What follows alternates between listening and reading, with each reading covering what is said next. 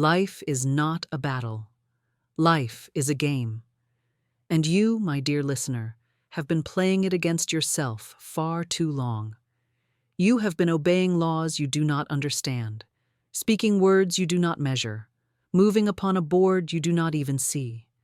You think the obstacles before you are fate, misfortune, or the will of others. But I tell you now, they are only the walls of your own making, built brick by brick from words carelessly spoken, fears silently entertained, resentments tightly clutched. In the next 90 minutes, I will hand you the rules. Rules as old as creation itself, rules written in the very structure of divine mind, rules that never fail and cannot be bent. When you learn them and when you play by them, the game is yours, always. You may say to me, but Florence, life has not been a game for me. It has been struggle, it has been loss, it has been heartbreak. And I say to you, that is because you have been playing without knowing the law. When you do not know the law still acts. Only it acts according to your ignorance. The game of life is played with the spoken word, with thought directed by faith, with action anchored in divine certainty. It is played by aligning your moves with the great mind, and once aligned, you cannot lose. Here is the truth that will shake loose the dust from your spirit. Life is rigged in your favor, but it is rigged only when you speak, think, and act from the standpoint of your divine authority. Right now, this very hour, you can turn the tide of your affairs. The money that has been withheld can appear. The health you have longed for can be restored. The opportunity you have dreamed of can walk through your door. The only question is, will you dare to play? Will you dare to stop agreeing with appearances and begin agreeing with truth? I make this bold declaration. I now align with the divine law that makes every move a winning move. Say it aloud with me, right where you are. I now align with the divine law that makes every move a winning move. Feel the authority in those words. Feel them cut through the cloud of confusion. The spoken word is the controller in this game. Your tongue is the hand that moves every piece on the board of your life. With it, you summon. With it, you dissolve. With it, you open doors no man can shut. Think of the walls of Jericho. They did not fall by force of arms. They fell at the sound of a great shout. The power was not in the battering ram, but in the spoken decree. That story is not ancient history. It is a map for you today. Your Jericho may be a wall of debt, a wall of delay, a wall of loneliness or fear. But when you speak the right word in faith, that wall begins to tremble, it begins to crack, and then it falls, flat. This is not poetry. It is law, divine law, immutable, exact, and available to you now. So I stand before you at the very start of this journey, and I say, the game is already yours to win. Every promise of God is already yes. Every resource of the infinite is already at hand. But you must step onto the field as a player who knows the rules. For the next 90 minutes, we will walk them out together. I will show you how to take the controller of your life back into your own hands. I will show you the exact phrases, the exact mental moves that unlock the next level in your affairs. And at the appointed moment, I will give you one sacred sentence, one phrase of such power that, when spoken and claimed as your own, it will reorder your affairs within 24 hours by divine law. The invitation is before you. You can remain a spectator, watching life happen to you. Or you can enter the game knowing you are already the victor. Decide now. Declare now. I am in the game, and I win by divine right. We begin. The first rule of the game of life, the one that undergirds every other law and without which all other strategies fail, is this. Death and life are in the power of the tongue. These are not idle words from Scripture. They are the divine mechanics of creation. Every word you speak is a seed. Every declaration is a command to the invisible substance from which your world is formed. Whether you speak in idle complaint, in casual cynicism, in fearful anticipation, or in faith-filled authority, the law is the same. You shall have whatsoever you say. It is not the occasional statement that shapes your life, but the constant conversation you carry on with yourself, with others, and with the unseen. You are, at this very moment, living inside a world built by your own words. And if you would change that world, you must change the speech that constructs it. I have often said, your word is your wand. A wand, in the hand of a magician, directs power to a precise point, releases a precise effect. But if the wand is swung carelessly, power is scattered, wasted, even turned back upon the one who wields it. In the same way, the words of the average person fly out in 100 different directions, blessing in one moment, cursing in the next, affirming, and then immediately denying. They say, I am prospered in the morning and I cannot afford it by evening. They declare, I am healed in prayer and I am always tired in conversation. And then they wonder why their life is a patchwork of mixed results, a little gain here and a loss there, a day of joy followed by a week of gloom. It is because their words are double-minded, and a double-minded man, the scripture tells us, is unstable in all his ways. Consider this. The Almighty Himself brought forth the universe not with tools nor with labor, but with the spoken decree, let there be light. He did not speak of the darkness, He spoke of the light, and the light appeared. If you would win this game, you must do the same. You must stop giving your words to the darkness, stop rehearsing the lack, the sickness, the delay, and instead speak only the light you desire to see. This is not denial, it is divine selection. You are selecting, with your words, the reality you wish to bring into visibility. And as you select, so shall it be. I remember one who came to me in great distress over her finances. Her speech was filled with, I can't, and I don't, and it's too late for me. I told her plainly, you are spelling out your own poverty with every sentence you utter. Your words are writing checks your life must cash, and they are all written to the account of lack. I gave her a new statement. God is my immediate and endless supply, and I receive my good now.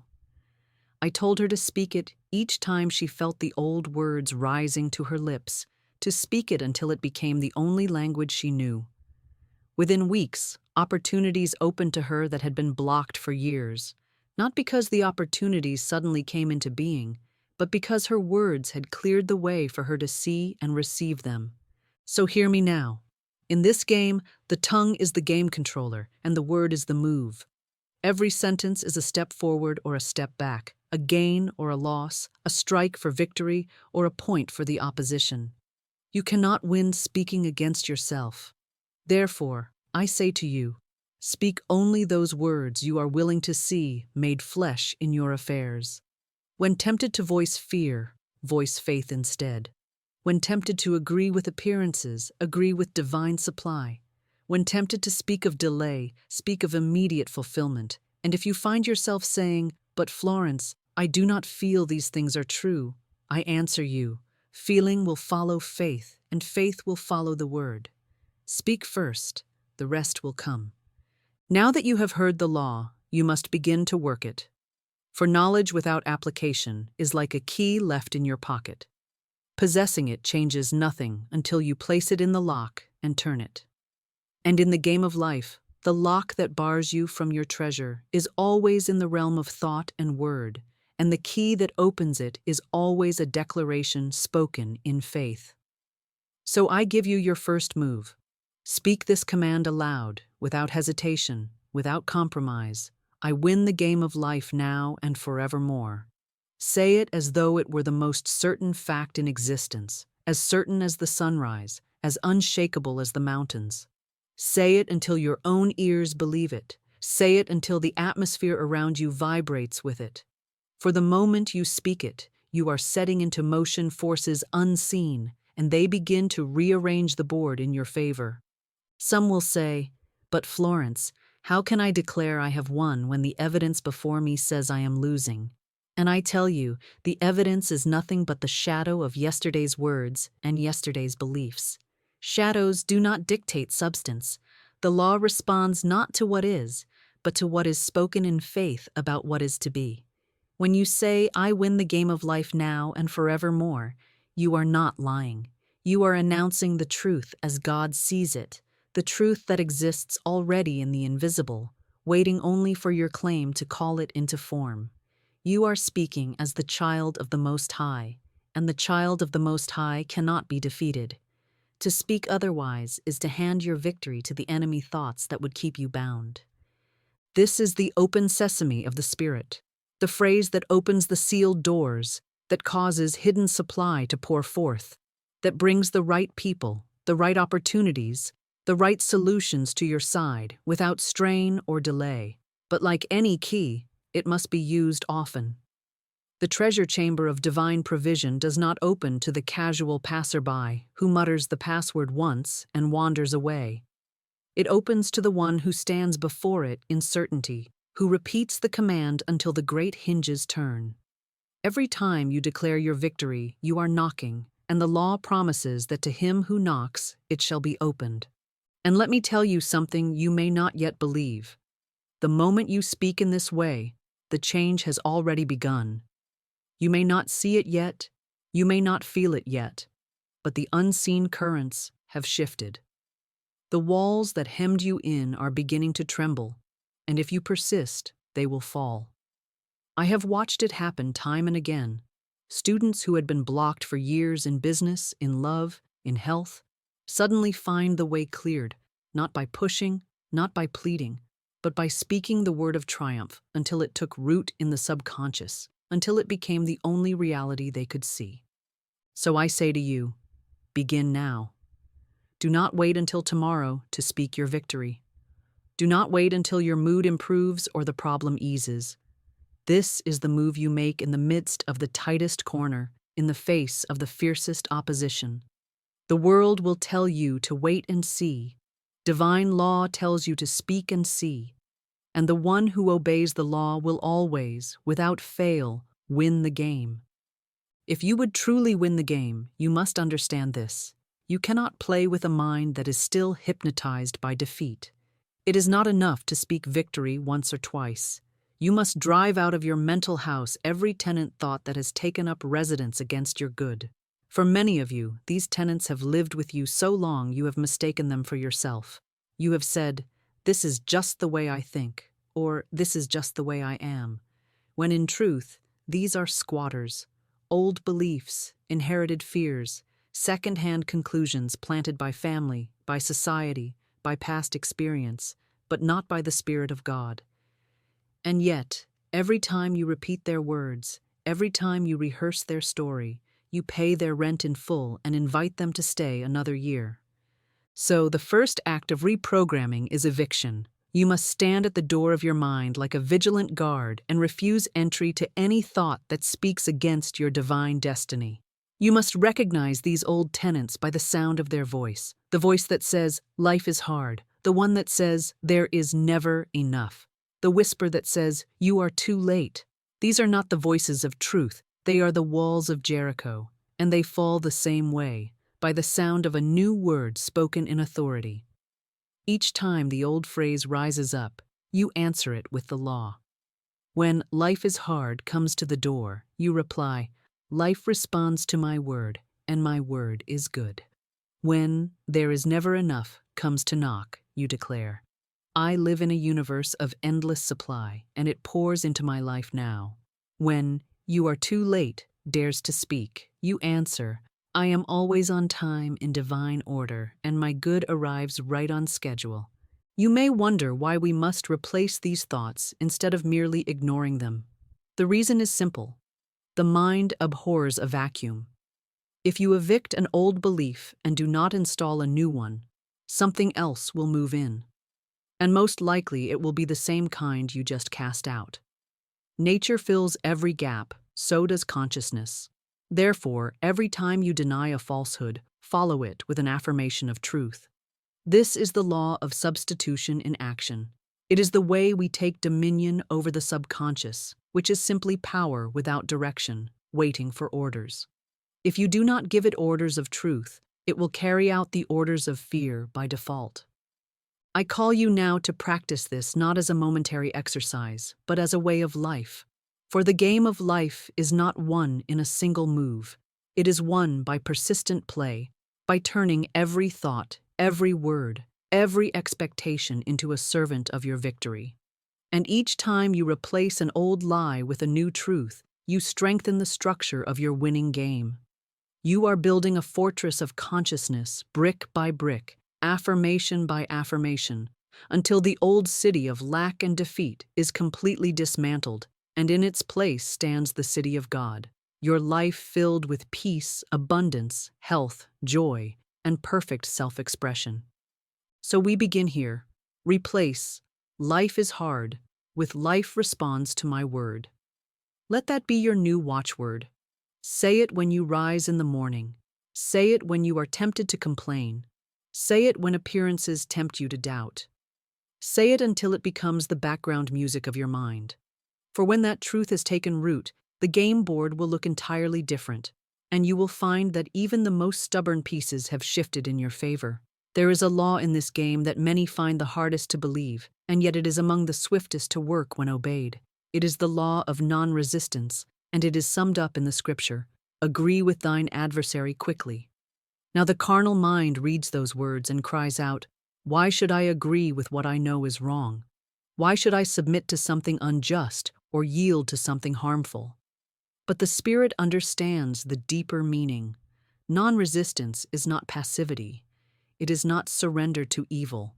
It is the refusal to fight shadows with shadows, the refusal to throw your energy into opposing what is false, thereby giving it more of your life substance. Resistance feeds the thing resisted. Non-resistance starves it out of existence. Think of a river. When the river meets a rock, it does not stand still and argue with the rock, nor does it hurl itself against the stone in endless rage. It flows around it, over it, sometimes under it, but it never stops its forward movement. In time, the rock is worn smooth or carried away, but the river has kept its course without strain. The mind trained in non-resistance does the same. When confronted with an unpleasant person, an unjust word, a blocking circumstance, it does not rise up in battle, it rises in understanding. It says inwardly, "This is but an appearance. I agree with it in order to let it pass. I agree with it as one agrees with the setting sun, knowing it cannot remain in my sky." And in that instant, the thing loses its hold. You have not fed it with your emotion. You have not braced against it with your fear. And so it has nothing to fasten onto in your consciousness. It drifts away as surely as a cloud disappears when the wind shifts. I have seen this law work in the most unlikely of cases. There was one who faced a bitter legal dispute, accusations, counter-accusations, a storm of human will clashing on every side. He came to me ready to fight, to summon every argument, every defense, and I told him, "Do not resist. Agree quickly with your adversary, not in the sense of yielding your right, but in the sense of releasing your inner tension. See your opponent as already appeased. See the court as already in harmony. See the matter resolved in your favor without struggle." At first, he thought I was counseling weakness, but he obeyed. He stopped rehearsing his grievances. He stopped sharpening his weapons of words. He began instead to affirm, "Every man is a golden link in the chain of my good. Nothing opposes me, for I am in divine order." Within weeks, the case was settled. No loss, no further conflict, only an opening for new business to come in and replace what had been threatened. When you resist, you stand in the path of your own demonstration. You lock horns with the thing you hate and find that you are held as tightly as the other. But when you release, when you yield in consciousness, the adversary has nothing to push against. Your energy is freed to move into channels of solution. The divine law can work unobstructed, for you have stepped aside from the whirl of human contention. And I tell you, stepping aside is often the boldest move you can make in the game, for it is the move that says, "I trust the infinite more than I trust my own struggle." So take this law into your keeping. Practice non-resistance in thought, word, and feeling. When the harsh word comes, do not return it. Let it pass through you like wind through a net. When the delay comes, do not curse it. Bless it as a servant that may be arranging something better behind the scenes. When the door seems shut, do not beat upon it until your hands bleed. Turn and look for the one that stands open at your right. For the player who moves with the river always arrives sooner than the one who fights the current, and the game is won without the bruises and weariness that come from unnecessary battle. Now we come to the moment when you must take your authority and use it directly upon the stage of appearances. For everything you see in the visible world is nothing more than condensed thought, shaped into form by the molds of belief and spoken word. The situation you call real is simply a picture you have been projecting from within, and that picture will change the instant you change the slide in the lantern of your mind. To speak to appearances, then, is to address the picture as the artist addresses his canvas, commanding it into new shapes, new colors, new realities, without waiting for permission from the picture itself. And I tell you, the picture never argues. It obeys the law of the one who knows he is master of it. When you look at a circumstance that disturbs you, resist the temptation to name it as it appears. Do not call sickness my illness. Do not call lack my condition. Do not call discord my problem. To claim it as yours is to bind it to you with chains of your own making. Instead, speak to it as the Christ spoke to the storm. Peace, be still. Speak to it as one who governs it. This situation now dissolves into perfect order by divine law. These words are not wishful thinking. They are the verbal decree that releases the unseen power to reshape the scene. Every time you affirm perfect order, the disorder loses its foothold. Every time you declare harmony, the discord begins to fade, for no form can resist the sustained pressure of a higher truth. I have seen appearances yield almost instantly under such command. There was a woman whose business had been delayed for months by endless red tape, forms misplaced, signatures lost, officials indifferent. Every conversation about it ended in her saying, "It's such a mess, nothing moves forward." I told her, "Then you are speaking your own delay into permanence. Withdraw your word from the mess and give it only to the solution." I gave her this statement. Every obstacle is dissolved. Divine order is now established in this matter. I told her to speak it aloud each morning, each night, and every time she felt frustration rising. Within 2 weeks, every paper was found, every signature signed, and the business was completed. She did not fight the appearance. She spoke to it with the voice of authority and called it into line with truth.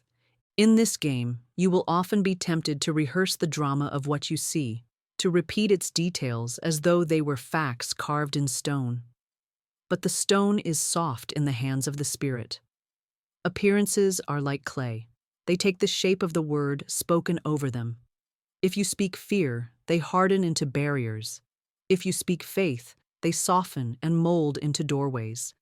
Therefore, train yourself to be swift in speaking truth the moment the appearance arises. Do not give it a full day to plant itself in your mind. Do not let it spread its roots into your emotions.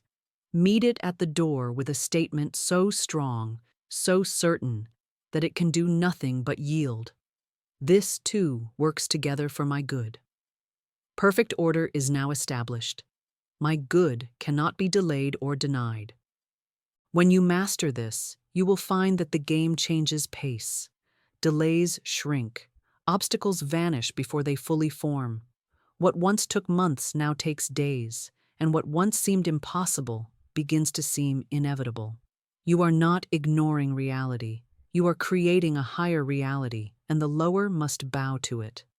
This is the art of speaking to appearances, and it is a skill every victorious player must learn, for it is the move that turns the tide again and again until victory is no longer an occasional surprise, but the constant result. In every tangled web of limitation, there is one central thread, one root belief, one kingpin thought that holds the whole structure together. It is like the main stone in an arch. Remove it, and the entire arch collapses. As long as that thought remains unchallenged, you may trim away at lesser ideas. You may decorate the outer walls, You may even experience temporary improvements. But sooner or later, the old structure will reassert itself, for the foundation remains untouched. If you would truly be free, if you would clear the board for a complete and lasting victory, you must identify and remove that kingpin thought.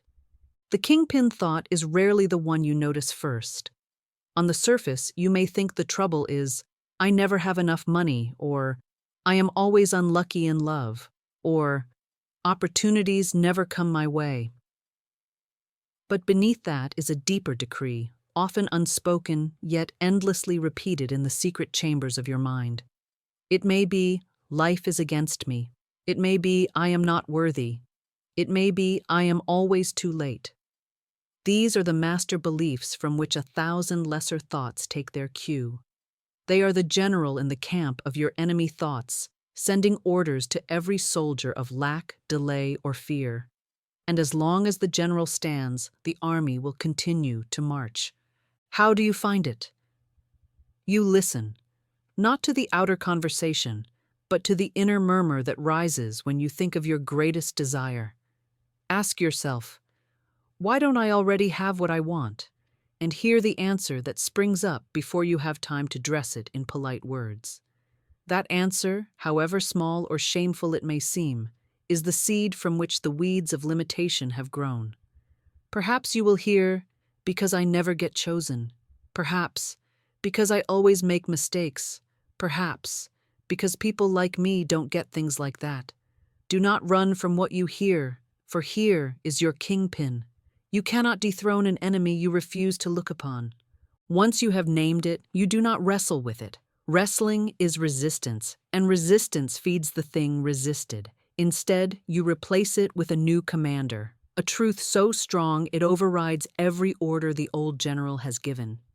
If your kingpin was, I am not worthy, your new decree is, I am worthy of every good thing, and I receive it now by divine right. If it was, I am always too late, your new decree is, I am always on time in divine order, and nothing can be withheld from me. If it was, life is against me, your new decree is, life is for me, and every circumstance works together for my good. You speak this truth daily, hourly, until it takes the king's seat in your subconscious. And when the new ruler is enthroned, the old army dissolves, lack, delay, and defeat scatter because their orders have been canceled at the source. I tell you, finding and replacing the kingpin thought is one of the most liberating moves you will ever make in the game. For suddenly, things that once required constant affirmation now seem to correct themselves. Old obstacles vanish without effort. Doors that were barred swing open on their hinges, and you will feel, perhaps for the first time, the deep, steady certainty of being in harmony with the law. You will know that you are no longer patching a sinking ship. You are sailing a vessel sound from bow to stern, and every wind that blows will carry you toward your good. Now that you have begun to uncover the root thoughts that have governed your affairs, it is time for a direct challenge, one that will test your readiness to take command of your words and prove to you, beyond all question, the immediate power they hold. For the next 7 days, I command you to speak no word of lack. Not about money, not about time, not about health, not about opportunities, not in jest, not in complaint, not even in idle conversation.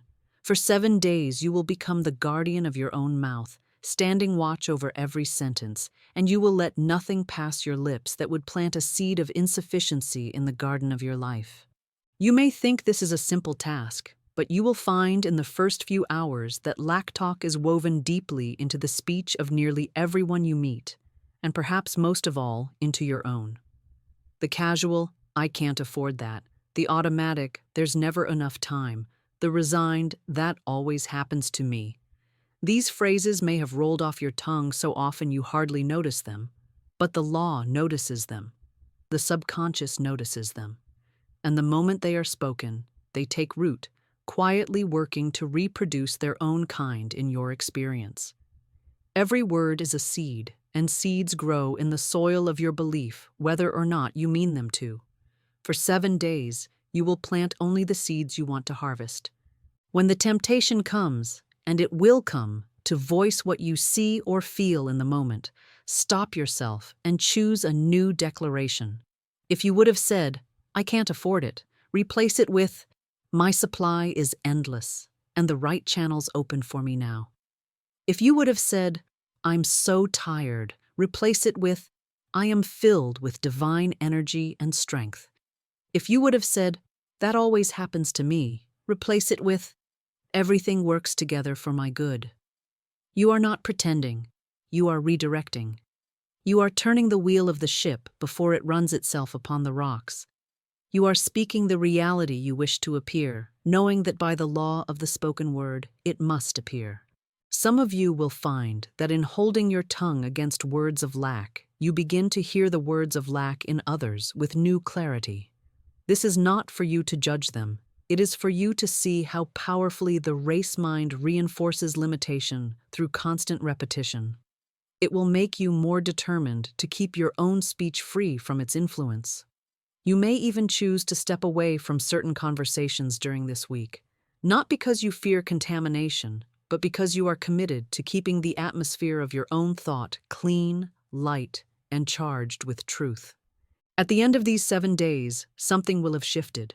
You will notice that your mood is lighter, your outlook clearer.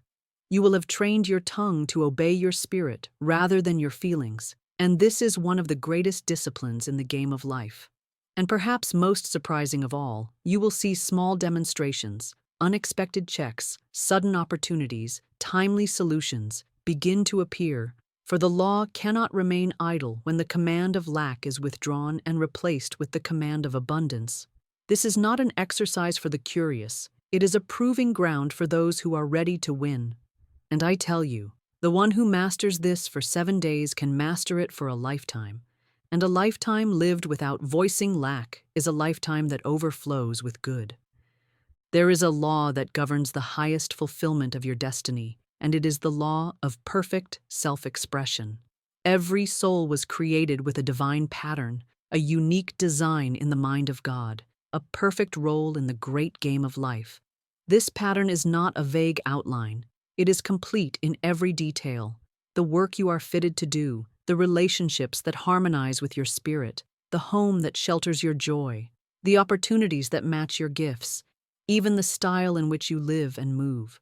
When you find this perfect self-expression, life ceases to be a struggle and becomes a graceful unfolding, each step revealing the next without confusion or delay. You do not have to push, you do not have to grasp, you simply align with the pattern and the pattern draws everything needed into place. But here is where many falter. They try to choose for themselves without consulting the divine blueprint. They look around at the world's standards, its fashions, its measures of success, and they say, "I will have this and I will do that," without ever asking whether it belongs to their particular design. They attempt to play a role meant for another, and then wonder why the fit is awkward, why the rewards are hollow, why the doors refuse to open. You cannot play another's game and win. You must play your own, and the only way to know your own is to acknowledge the author of it. In all thy ways acknowledge him, and he shall direct thy paths. That is not a suggestion. It is a law of perfect self-expression.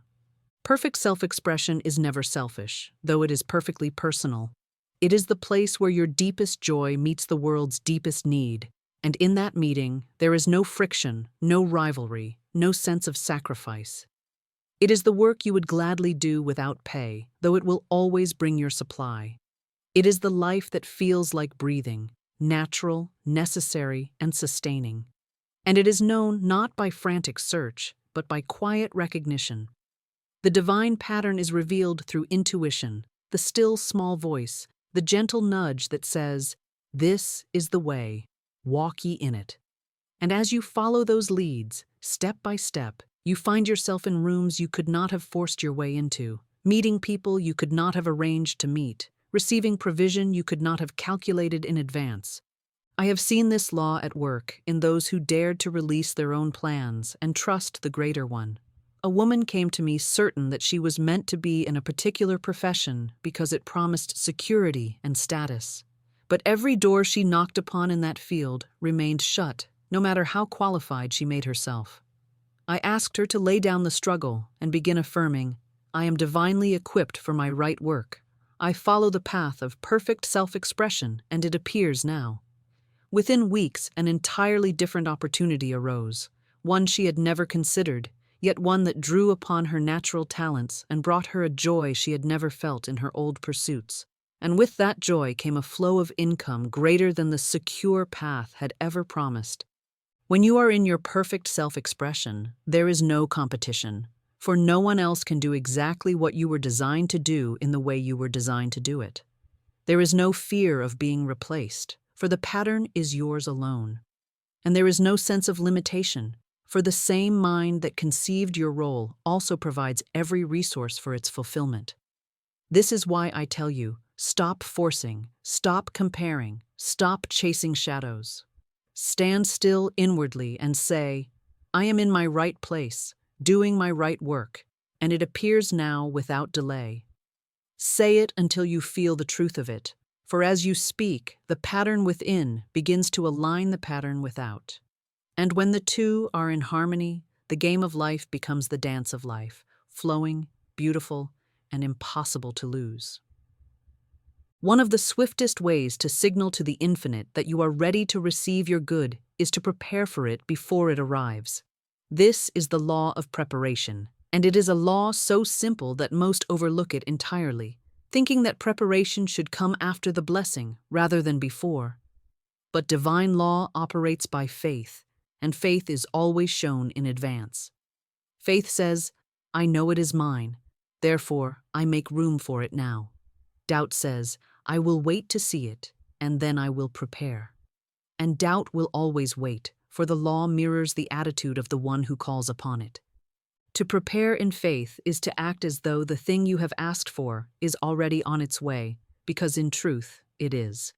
The moment you speak your word, the law begins arranging people, circumstances, and events to bring it into form. But if you make no preparation, you are signaling to the subconscious that you do not really expect it, that your word was a wish rather than a command. The subconscious will always take its cue from your actions, for actions speak to it in a language even more powerful than thought. Therefore, to prepare is to impress upon the inner mind, this is real, this is sure, this is happening now. I recall telling a woman who longed for a home of her own to begin buying small things for it, a lamp, a tablecloth, a set of dishes, though she had neither the house nor the money for one. She looked at me with hesitation and said, But Florence, wouldn't that be foolish? I said, Only if you believe it is foolish to water the ground where you have planted seed. Your home already exists in the invisible. These actions are the watering. She obeyed, and in less than 3 months, circumstances shifted, funds appeared, and she moved into the very kind of home she had imagined, complete with the small treasures she had been gathering. The preparation was not wasted. It was the magnet that drew the rest. Preparation need not always be physical. It can be mental and emotional as well. If you are believing for a certain role in life, begin to study for it, dress for it, and carry yourself as one who already holds it. If you are calling in a certain level of prosperity, get your accounts in order, clear space in your life to manage the increase, and start thinking in the terms of abundance rather than lack. If you are expecting a relationship, create room in your schedule, in your home, and in your heart for that person to fit naturally into your life. The universe abhors a vacuum, and when you clear space and ready yourself, the law rushes to fill it with the very thing you have prepared for. The world often calls this acting as if, but I tell you it is more than acting. It is aligning. It is stepping into the vibration of the thing you desire so completely that the outer must match the inner. It is saying to the infinite, I believe you so fully that I have already set the table, and the infinite never leaves a prepared table empty. So I give you this command. Choose one area of your life where you have spoken your word for a change, and prepare for that change as though it were arriving by tomorrow's post. Do not waver. Do not wait for proof. Let your preparation be the proof. And you will find that the law delights in fulfilling the space you have made, for it knows it has found a player who understands the rules and plays to win. There is a single word that has quietly robbed more men and women of their good than any open enemy ever could, and that word is someday. It wears a mask of patience, but behind it is the true face of delay. It pretends to be harmless, as though it were merely a polite placeholder for a future blessing, but in truth, it is a thief, moving your demonstration into a tomorrow that never arrives. The law of life is always now. Faith is always now. The invisible substance from which all things are formed is only shaped in the present moment. It has no knowledge of a vague and distant someday. Every time you say, "I will have it someday," you cancel the order for today, and the law waits, silent, obedient, unmoving, until you speak as one who is ready to receive. To replace someday with now is not arrogance, it is alignment. It is speaking from the standpoint of the spiritual fact rather than the physical appearance. If the divine pattern of your good is already completed in the invisible, then the only correct tense in which to claim it is the present. You do not say, "Someday there will be light," when the light has already been switched on. You say, "It is light now." The same is true of your health, your supply, your right work, your perfect companionship. They exist now in their spiritual form, and the moment you declare them as present, you begin to draw that form into visibility. I have known those who prayed for years for the same thing without receiving it, not because the law was unwilling to give, but because they kept setting the fulfillment a step ahead of themselves. Someday I will be free of debt. Someday I will find my right place. Someday I will have the courage to act. Each time the law took them at their word and kept the blessing in the realm of tomorrow. When I taught them to affirm, "I am free of debt now. I am in my right place now. I have the courage now," the current shifted immediately. Doors opened, ideas came, and the changes they had pushed into the future began to manifest in the present. There is a spiritual quickening that happens when you take hold of now. The subconscious, which is the servant of your words, stirs into action because it understands that the command is for immediate delivery. The angels of circumstance begin moving at once, arranging what needs to be arranged, dissolving what needs to be dissolved, opening what needs to be opened. The energy you have been scattering into an indefinite future is pulled into a sharp focus on the present moment, and in that focus lies the power to bring your good into sight. So I give you this practice. Listen for every place in your speech and thought where you have been using someday as a resting place, and replace it with now. Say it with conviction. Say it until your whole body believes you. Let now be the drumbeat under every affirmation you speak, steady, certain, unrelenting. My good is here now. My way is open now. My demonstration appears now. For when the word now is enthroned in your consciousness, the game of life stops dragging its feet and begins to run toward you with open hands, bringing exactly what you have called for in the only time the law ever knows. This moment. There is a truth that will change the tempo of your demonstration the moment you apply it. Life responds to the image you present to it. Not merely the image you hold within, but the image you enact without. The outer and the inner are always speaking to one another, and the law takes the harmony between them as proof that you are ready to receive. Therefore, I challenge you to give the law that proof. For one day, 24 hours, you are to live as though the thing you desire most is already accomplished. I do not mean a vague pretending, nor a careless wishing. I mean a deliberate, conscious embodiment of the reality you have spoken in your affirmations. If you are affirming health, then for one day you carry yourself as the healed self. You walk with the posture, the energy, the lightness of one whose body is in perfect order. You refuse the mannerisms of sickness, the tone of complaint, the hesitation of weakness. If you are affirming prosperity, then for one day you move as the prosperous self. You speak with the calm assurance of one whose needs are met in full. You make decisions from abundance instead of fear. And you allow yourself the dignity of generosity without calculation. If you are affirming right work, then for one day you operate as one who is already in the place of perfect self-expression. You rise with purpose. You dress as though going to meet your highest opportunity. You think and speak as one whose contribution is welcomed and rewarded. You may think this is only a game of imagination, but I tell you it is the very substance of manifestation. The subconscious does not distinguish between what is vividly imagined and what is physically real. It takes your enactment as a signal that the thing has arrived. And the world, which is but the mirror of the inner, begins to arrange itself to match the image you have impressed upon it. One day of living in this way can do more to shift your conditions than a month of affirmations spoken while continuing to act like the old self who lacks, fears, or waits. I recall a man who had long affirmed for a better position in his work but saw no change.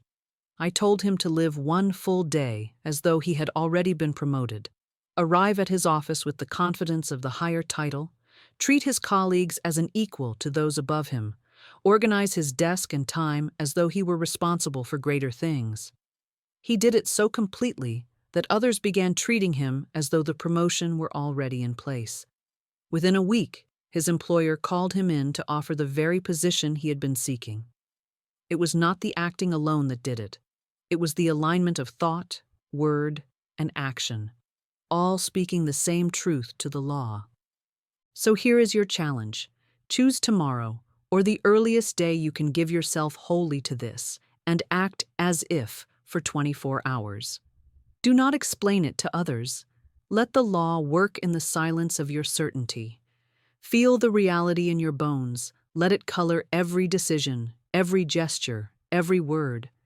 And when you lay your head down at the end of that day, take note of what has shifted, not only in your outer world, but in the deep current of your belief. For once you have proved to yourself that you can embody your good before it arrives, you will understand the secret of calling it into visibility. You must become it in consciousness, and the law will make it so in form. There comes a time in the game when we must lay aside all analysis, all explanation, all questioning, and simply stand in the rhythm of truth until it fills the very air we breathe. Words have been our instruction. Now they become our drumbeat. For affirmation is not mere repetition. It is the steady hammer of divine certainty, driving truth deep into the subconscious until it becomes the only foundation on which you stand. I will give you a sequence now, and I ask you not to rush it. Speak each line slowly, with the full weight of conviction, letting the meaning saturate you until it pulses in your blood. First, I win by divine right. This is the banner over your life, the proclamation to all seen and unseen forces that your victory is not a matter of chance, effort, or competition. It is your inheritance as a child of God. You do not need to claw or plead. You simply claim what has already been decreed for you. Speak it and feel the authority of heaven backing your words. Second, my supply is endless and immediate. This sweeps away the fear of lack and the lie of delay in a single breath. Endless, because God's storehouse cannot be depleted. Immediate, because there is no waiting period in divine law once the conditions are met. As you say it, picture a river pouring into your life without beginning or end, flowing now, not later, into every area where it is needed. Third, nothing is withheld from me. This cancels the subtle suspicion that others are keeping your good from you, that fate has passed you by, that life has favorites and you are not among them. It declares that everything meant for you must reach you, for there is no power in heaven or earth that can block what the law has already released on your behalf. Fourth, I play the game with joy and mastery. This is the spirit of a true winner, not tense, not desperate, but alive to the beauty of the process. Joy keeps your vibration high. Mastery keeps your moves precise. Together, they make you unstoppable. Let this affirmation wash away every trace of struggle, replacing it with the lightness of one who knows the outcome is certain. I want you to take these 4 and speak them aloud, one after another, in a rising rhythm until they feel like the heartbeat of your being. You may chant them in the morning to set the tone of the day, or in the evening to seal your mind in victory before sleep. You may speak them while walking, while working, while waiting in line. anywhere, for the law is not bound by place. The more often they pass your lips, the more quickly they take root. And when they have taken root, they will bear fruit in your affairs without fail. For the subconscious is a tireless gardener, and it will bring to harvest whatever seed you plant with persistence and faith. Faith and fear are the two great magnets of life. One draws in the good, the other draws in the very things you dread. You cannot hold both in your heart at once, for they are opposite currents, and the stronger will always pull you in its direction. Faith aligns you with the infinite supply, the perfect order, the divine protection that is your birthright. Fear shuts you off from all of these, locking you inside a prison of your own imagining, with bars forged from the very thoughts you have fed it. The law makes no moral judgment between them. It simply returns to you the harvest of whichever you have sown. And so I tell you plainly, to win the game of life, you must starve fear and feed faith until faith stands alone as the ruling power of your mind. Scripture says, "Fear not, for I am with you." This is not a gentle suggestion. It is a commandment grounded in law. Fear is faith turned upside down. It is belief in evil instead of belief in good. Trust in disaster instead of trust in deliverance. When Daniel was thrown into the lion's den, he could have chosen fear, for all appearances declared that his end was certain. Yet he chose faith. Faith that the law of divine protection overruled the law of the jungle. And so it was. The mouths of the lions were shut, and he emerged without harm. This was not a miracle in the sense of breaking natural law. It was the demonstration of a higher law superseding a lower one, as light always supersedes darkness when it is introduced. Faith is not a vague hope. It is a present tense knowing, a settled conviction that the thing you have spoken is already yours in the unseen and must appear in the seen. It does not waver when the outer picture remains unchanged. It holds steady until the picture conforms. Fear, by contrast, is always about what might happen. It is the energy of projecting trouble into a future that does not yet exist and then living as though it were already upon you. And here is the tragedy. That very act of living in it gives it substance, calling it forth from the realm of possibility into the realm of form. I have counseled many who were unknowingly feeding fear while thinking they were exercising faith. They prayed for healing while speaking constantly of their symptoms. They affirmed abundance while rehearsing every possible way they might lose what they had. They declared harmony while holding imaginary arguments in their minds. The subconscious does not take sides. It simply gives form to the dominant images impressed upon it. And so these would-be demonstrations were delayed or reversed, not because the law failed, but because the law was obeying the stronger magnet in operation. To walk in the law of faith and fearlessness, you must become ruthless in your mental housekeeping. The moment a fear thought appears, you deny it entry. That is not my reality. My reality is divine protection, divine supply, divine order. You replace it instantly with the corresponding truth. If fear says you will lose, you answer, nothing can be lost that belongs to me by divine right. If fear says you will fail, you declare, I succeed by the power of the infinite, and my success is assured. If fear says you are not safe, you proclaim, the Lord is my refuge and my fortress. No harm can come near me. Each time you do this, you weaken fear's hold and strengthen faith's dominion. There comes a point where faith becomes the default, where fear's voice is so faint it no longer sways you. And at that point, demonstrations become swifter, larger, and more effortless, for the energy that once leaked away into anxiety is now wholly directed toward building your good. This is the realm of the fearless player, the one who steps onto the board with quiet confidence, knowing the law is on their side and that no opposing force can stand before it. Such a player does not merely win. They win with peace, with joy, with the deep satisfaction of one who knows they have mastered the inner game, and the outer must follow. Delay is one of the most cunning illusions in the game of life. It dresses itself as divine timing when, in truth, It is often nothing more than the fruit of doubt, indecision, or an unconscious belief in postponement. Many live their entire lives in the waiting room, convinced that their good is on the way, never realizing that by holding it in the future, they are keeping it forever out of reach. The law does not decide the timing apart from your own consciousness. It responds in perfect precision to the date stamped on your mental and spoken word. If you keep dating it tomorrow, next year, or when things settle down, the law will faithfully hold your package in the warehouse until you change the order to now. To break the spell of delay, you must first recognize that it is a spell, an enchantment woven by your own words, thoughts, and emotional agreements.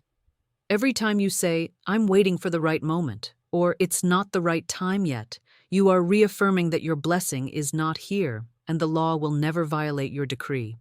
The truth is, the right moment is created by the word you speak in faith, and the moment you speak it, the channels of manifestation begin to open. It is not time that must ripen, it is your own acceptance. I recall a man who came to me year after year with the same desire to start his own business. Each time he would say, "I'm almost ready, just a little more saving, just a little more planning." I told him, "You will always be almost ready if that is the word you keep giving the law. Start speaking as one who is ready now, and you will find that the missing pieces come into place as you move." Reluctantly, he began to affirm, "I am fully equipped, funded, and supported for my business now." Within months, an investor appeared, equipment was provided, and the perfect location became available. Nothing in the outer world had been truly missing. It was his readiness that had been missing, and readiness begins in the mind. Therefore, I give you this command. Remove the language of waiting from your mouth for the next 24 hours. Do not speak of when in the future tense. Speak of now in the present tense. Instead of saying, "When I have enough money," say, "My provision is complete now." Instead of saying, "When the right opportunity comes," say, "The perfect opportunity is here now, and I act on it with confidence." Instead of saying, "When I am ready," say, "I am ready now, and I move forward in divine order." The law responds to the vibration of readiness like a key in a lock. It turns, the door opens, and what you have been waiting for rushes in as though it had been standing just on the other side. The spell of delay is broken the moment you refuse to honor it with your speech or your expectation. You cannot both cling to the idea of later and claim the reality of now. The two cancel each other out. Choose now and release later completely. You will find that time itself seems to shorten, that processes you thought would take months resolve in weeks, that results you expected next year are in your hands within days. This is not magic, it is law, and the law is always ready to deliver. It waits only for you to place the order without a future date stamped on it. We have walked together through the laws, the strategies, the reprogramming of thought and speech, and now the moment has come for the sealing of the word, a public decree, a sacred contract between your spirit and the immutable law of God.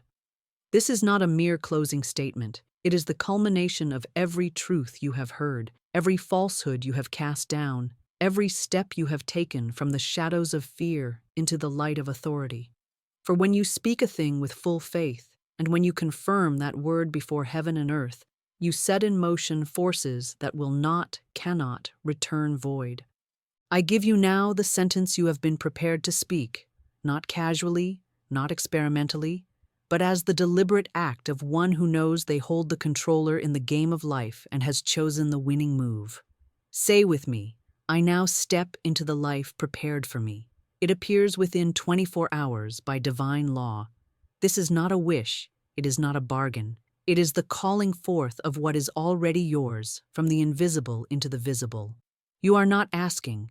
Asking implies that you might be refused. You are not hoping. Hoping leaves the matter undecided. You are declaring, and declaration seals the matter in the courts of spirit. I instruct you to do more than whisper it in your heart. Speak it aloud, for the spoken word is the hammer that drives the stake of truth into the ground of the subconscious. And then, as a sign of your seriousness, as an act of faith in motion, write it publicly. Type it in the comments of this very message so that it stands as your public decree. This is not for my benefit. It is for yours. It is a sacred act, a written signature on the invisible contract you have just formed. The law takes your word seriously, so must you. And why 24 hours? Because a fixed time frame concentrates the mind, sharpens expectation, and signals to the subconscious that you are not placing your good into some vague someday, but calling it into form now. You may be astonished at how quickly the channels open when you give them a clear order.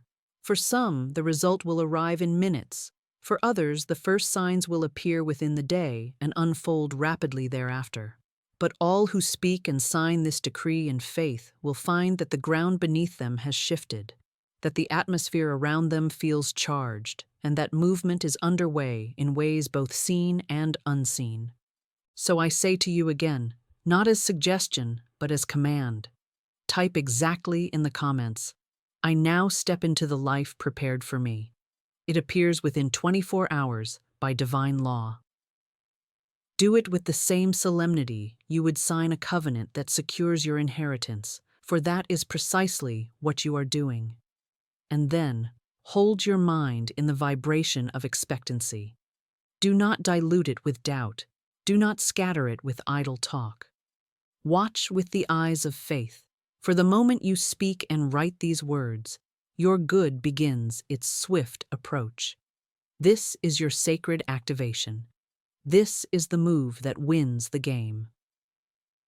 Now we come to the final strokes of the brush upon the canvas, the last notes of the song that has been building within you from the very first word of this journey. This is the moment to anchor every truth we have spoken, to set it like a seal upon your mind and heart, so that when you rise from this time together, you carry the rhythm of victory into every hour that follows. These affirmations are not merely a closing ritual. They are the keys that lock the door behind you so that you cannot wander back into the old house of fear, lack, and delay. Speak them aloud, speak them slowly, and let them reverberate within you until you feel the ground of your consciousness steady and unshakable beneath your feet. First, the walls of lack have crumbled, and I walk freely into my promised land. See it as you say it, those towering walls of debt, of closed doors, of withheld opportunities, lying in ruins before you, the way ahead clear and wide. This is your Jericho moment, and every step you take now is across the threshold into the territory already marked out for you by divine right. Second, the kingpin thought that bound me has been removed and my mind is free. Feel the lightness in this, the sudden release of a burden you may have carried so long you forgot what it felt like to be without it. That old root belief, the one that whispered, not worthy, too late, or not enough, is gone, and in its place stands the strong and living truth of who you are in God. Third, I have prepared my place, and my good fills it completely. Let this be your declaration to the infinite, that you have made room in your affairs, in your thoughts, in your very schedule for the blessings have called forth, and that you stand ready to receive them without hesitation. Picture the table you have set in faith, now covered with the feast of answered prayer. Fourth, I win the game of life now and forevermore. This is the banner under which you will live from this day forward. The knowledge that you are not at the mercy of chance or circumstance, but that you move in harmony with divine law, and in that harmony, every move is a winning move. Speak it until you feel it, and then speak it until you know it. And finally, I am the fearless, faithful player of my divine game, and I claim every good thing that is mine by right. This is your closing signature, your final declaration of identity. You are not the hesitant spectator you may have been before. You are not the doubter, the waiter, the one forever preparing to begin. You are the player who has learned the rules, mastered the moves, and stands victorious not only in the outcome, but in the spirit with which you play. As you speak these affirmations, feel them as living realities. Let them settle into the deep places of your being where the subconscious takes them as orders to be carried out without delay. And when you step back into the world after this moment, carry them on your lips and in your mind like a song that cannot be silenced. For the game is yours, the victory is yours, and by divine law, nothing can take it from you.